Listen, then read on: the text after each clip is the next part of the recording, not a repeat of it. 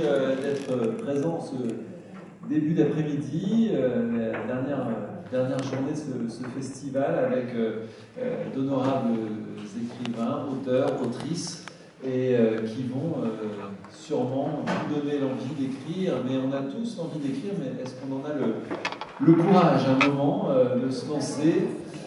Voilà, c'est difficile. Je me présente, Jean-Philippe Bou, je suis le patron de mon chapitre, la librairie qui a la chance d'avoir la charge, entre guillemets, parce que c'est beaucoup plus gratifiant qu'une charge, d'être la librairie du festival. Je suis aussi journaliste. Je n'ai jamais écrit. Irène Frein. Je ne vous présente pas parce que, évidemment, tout le monde vous connaît. On sait que vous avez beaucoup écrit. On sait aussi que vous êtes avec une grande proximité. Vous avez une grande proximité avec vos lecteurs, notamment dans les festivals. Et à la fin des festivals, on vous demande souvent, voilà, des gens viennent en disant, voilà, moi-même j'écris, etc. Et c'est ce souvenir-là que vous avez eu quand on vous a fait la commande de ce livre, Écrire est un roman. Enfin, non, c'est moi qui ai décidé de l'écrire, ce livre. Mais parce qu'on vous a demandé de faire des ateliers. Alors, des ateliers d'écriture, oui, on m'a demandé. J'ai commencé par refuser. La personne qui me l'a demandé était là tout à l'heure, Mohamed Aïssaoui, qui s'occupait d'organiser les ateliers d'écriture des films du Figaro. Et il a insisté, et ce qui a emporté mon adhésion, c'est un mot magique. Il m'a dit: considère-toi comme un passeur.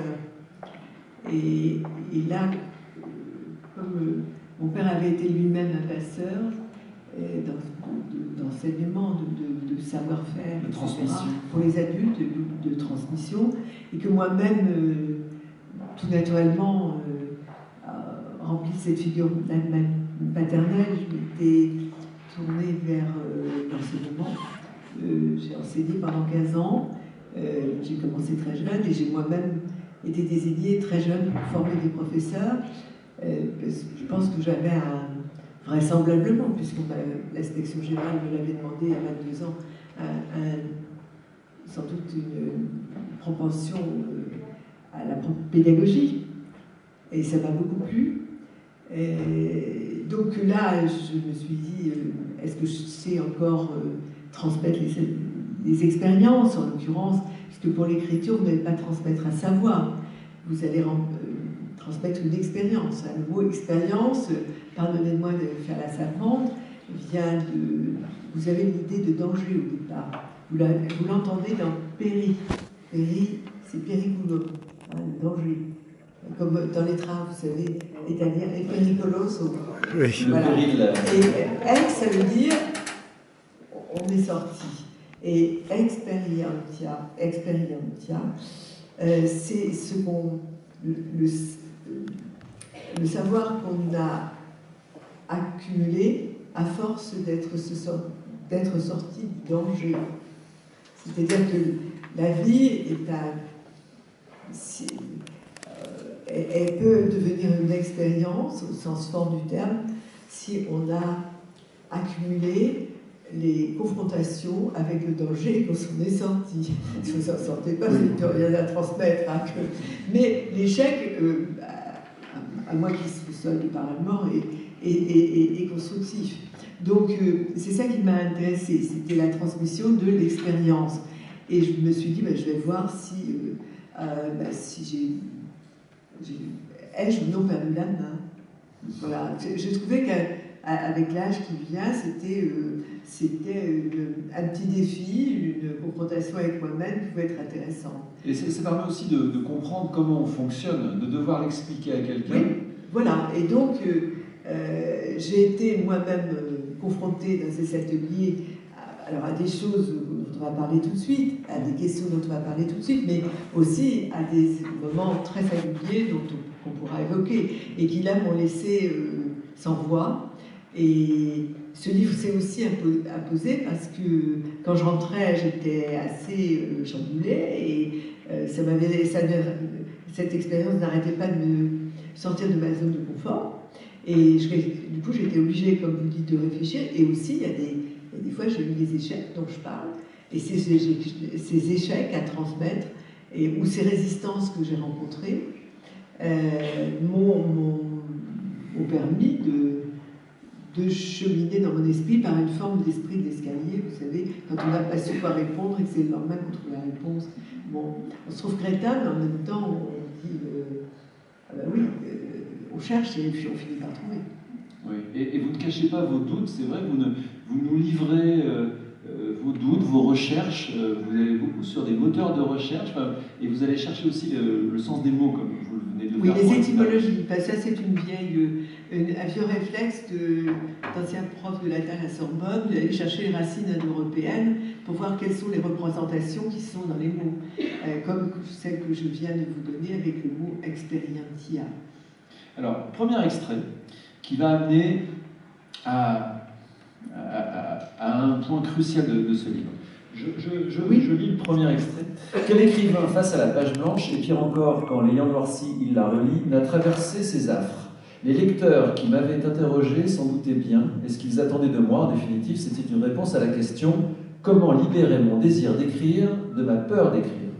Ils n'étaient pas seulement en quête de règles et de secrets, ils cherchaient de façon confuse à renouer avec une partie d'eux-mêmes dont ils avaient mesuré le rôle dans l'écriture, puisqu'ils l'avaient nommée l'imagination.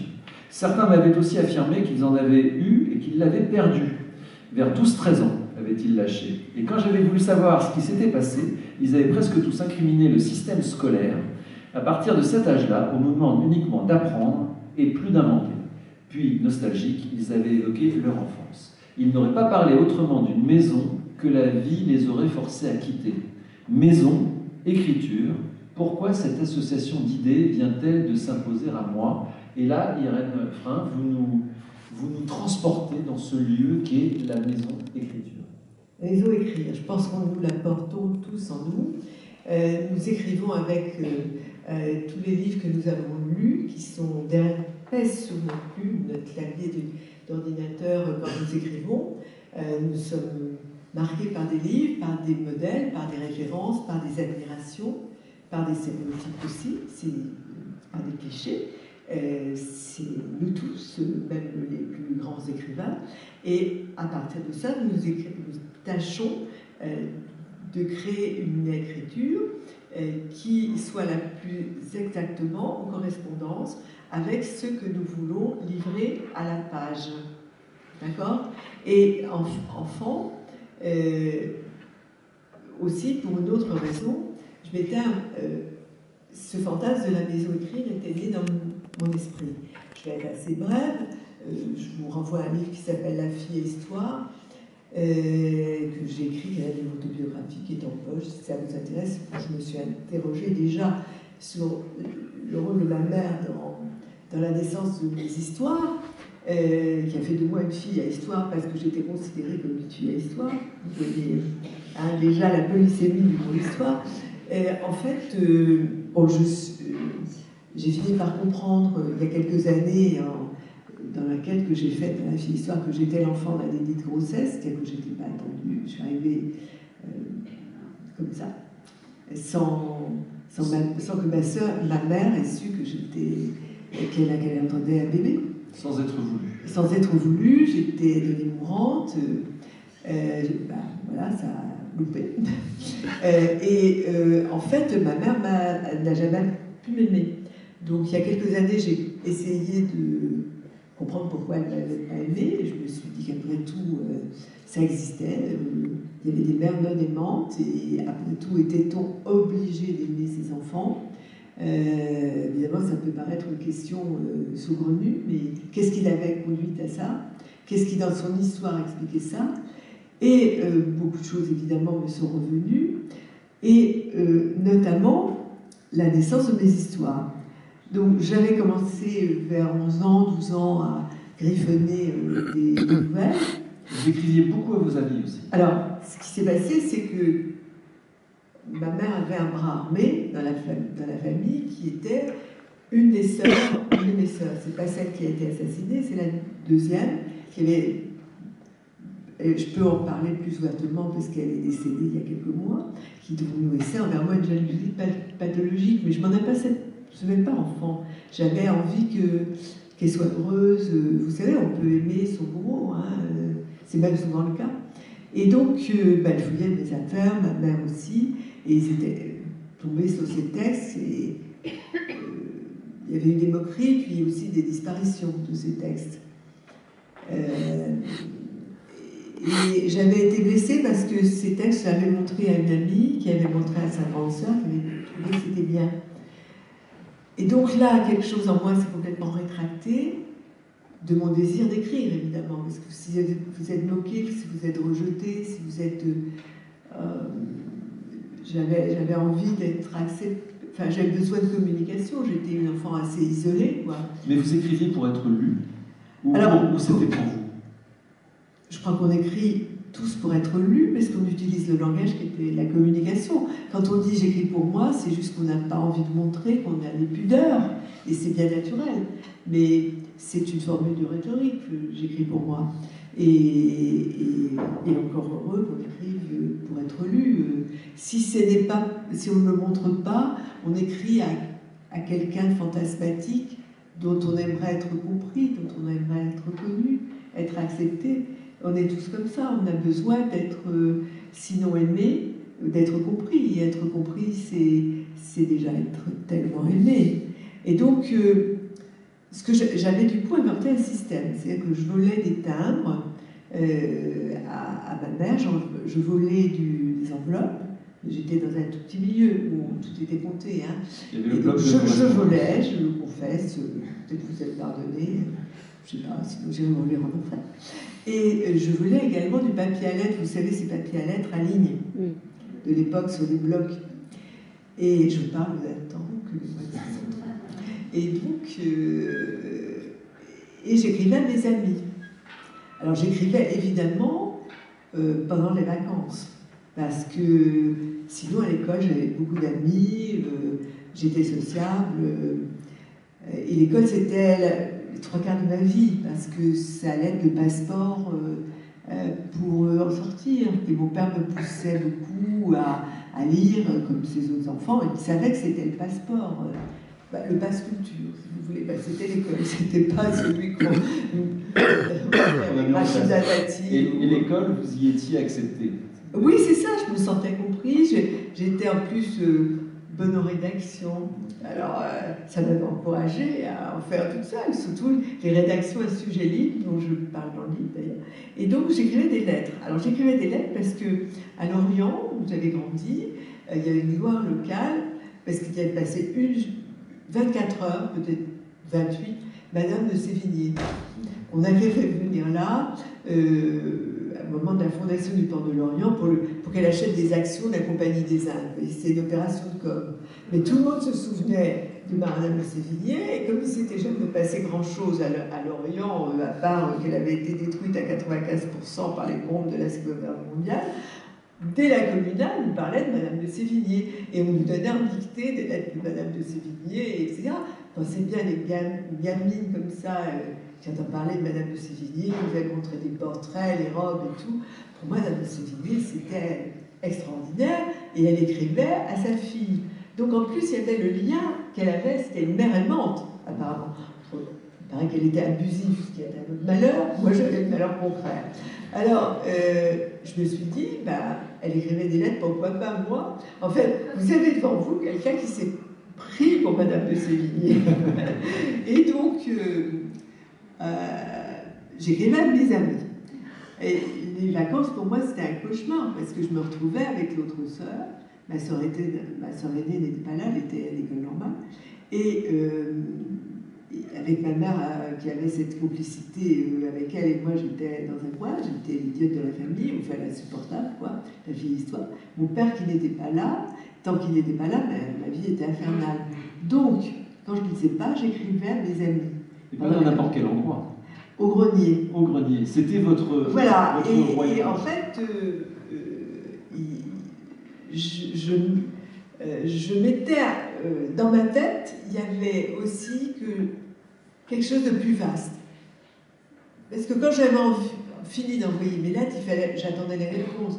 Mes pauvres copines, elles recevaient tellement de lettres où je réinventais ma vie, où il ne se passait rien. J'ai une amie qui a 65 de mes lettres, j'aimerais bien les voir parce que je me dis qu'est-ce que j'ai pu lui raconter. Ma vie était, je devais comment vous dire, mythomane. Mais c'était déjà de romancier. Hein. Justement, vous racontiez non pas ce qui se passait dans votre maison physique, mais dans cette maison. Alors non, je réinventais ma vie, mais j'avais un fantasme. En attendant que la lettre, on y réponde, qui ne venait pas tout de suite, évidemment. Quand je me couchais le soir, il y avait une maison, pas loin à gauche, à 3 rues, où des gens, je voyais des gens, je les appelais des gens dans ma tête. Ils m'ouvraient la porte, c'était des adultes. Il y avait un homme et une femme. Je vois assez bien la figure de l'homme, une quarantaine d'années, enfin 35 ans, ce qui pour moi était âgé, abominablement âgé, et mais bienveillant. Il m'ouvrait la porte, il m'accueillait et il recevait mes lettres. Et ça n'allait pas plus loin. Et je rêvais de cette maison. Donc c'était en fait le fantasme de ma maison écrire, où des gens m'attendaient et allaient m'accueillir. Alors, un psychanalyste dirait, ouais, vous rêviez d'être écrivain et c'est le public, quoi. Peut-être. Et peut-être que ce désir était si puissant que je me retrouve là avec vous, qui êtes ces merveilleuses personnes qui m'écoutez, là. Et j'ai toujours l'impression d'un immense cadeau dans des situations comme celle-ci. Et donc, j'avais ma maison écrire. Et après, quand j'ai, des années, bien entendu, des décennies plus tard, il y a 2 ans, quand j'ai commencé à réfléchir à ce livre, ça m'est revenu. Et je me suis dit, mais je crois que nous avons tous une maison écrire. C'est-à-dire, nous rêvons de quelqu'un qui accueille et qui nous comprenne, qui réponde à notre soif d'amour, parce que je pense que c'est une immense banalité, mais c'est aussi une très grande vérité. Nous avons tous besoin d'être compris, ce qui est déjà, comme je vous ai dit tout à l'heure, une très grande façon d'être aimé. Alors dans ce livre, vous expliquez justement votre processus d'écriture, mais vous êtes aussi là pour expliquer à ceux qui le souhaiteraient, comprendre aussi comment ils pourraient commencer ou recommencer à écrire. Et donc, il n'y a pas que les enfants de mères non aimantes qui peuvent écrire. Non. Vous en avez fait une théorie plus large. Alors, j'ai raconté mon expérience, mais je pense que j'ai essayé de me dire ce que c'était que l'écriture depuis que l'humanité existe, d'où est née l'écriture. Pas simplement de façon technique, c'est-à-dire, ou historique, dire oui, ça commence avec les cunéiformes, il y a l'alphabet phénicien, patati patata. Non, qu'est-ce que c'est que l'écriture?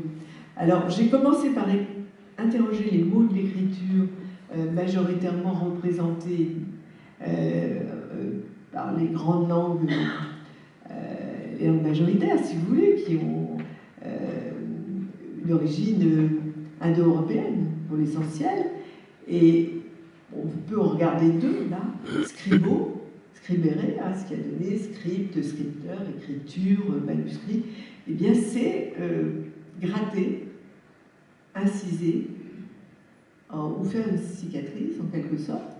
Il y a aussi l'idée de cicatrice qu'on retrouve dans l'anglais moderne scar, qui est la cicatrice, sur un support, comme de la pierre, de la terre ou une écorce. L'idée de trace. L'idée de trace et de repère, parce qu'une trace est un repère. On peut y revenir. Dans un signe, pour qu'on se retrouve dans quelque chose qui, s'il faut qu'on se retrouve, c'est que c'est chaotique, et que c'est énigmatique. Donc, on met du sens dans, par exemple, une forêt, un désert, un chemin compliqué. Et quand on regarde le grec, alors le grec, c'est aussi une racine européenne, c'est pas la même. C'est la racine graphe. Et donc, c'est exactement la même signification. Alors, dans les 2 mots, vous avez une automatopée. C'est-à-dire que là où le rameau indo-européen qui a donné naissance au latin a entendu skr, skr, les Grecs, l'autre rameau indo-européen, entendait grf, grf. Et dans les langues modernes, le plus représenté, c'est tous les mots en statistique qui viennent du grec, c'est-à-dire graphie. Ils sont extrêmement nombreux. Et moi, parmi tous ces mots qui viennent du grec, celui évidemment que je préfère et celui qui nous renvoie le plus à l'origine, c'est graffiti. Je fais ce raccourci pour que vous voyez l'idée de la trace. Alors maintenant, qu'est-ce que c'est? Pourquoi laisser des traces après tout? Parce qu'il faut quand même se poser la question, qu'est-ce qui nous pousse à laisser des traces? Par exemple, l'auteur du graffiti, on va prendre un exemple simple, dans la cathédrale, ou bien, par exemple, à l'époque de Jean Polios, des soldats qui accompagnaient Napoléon, qui même mettent un graffiti sur les temples égyptiens.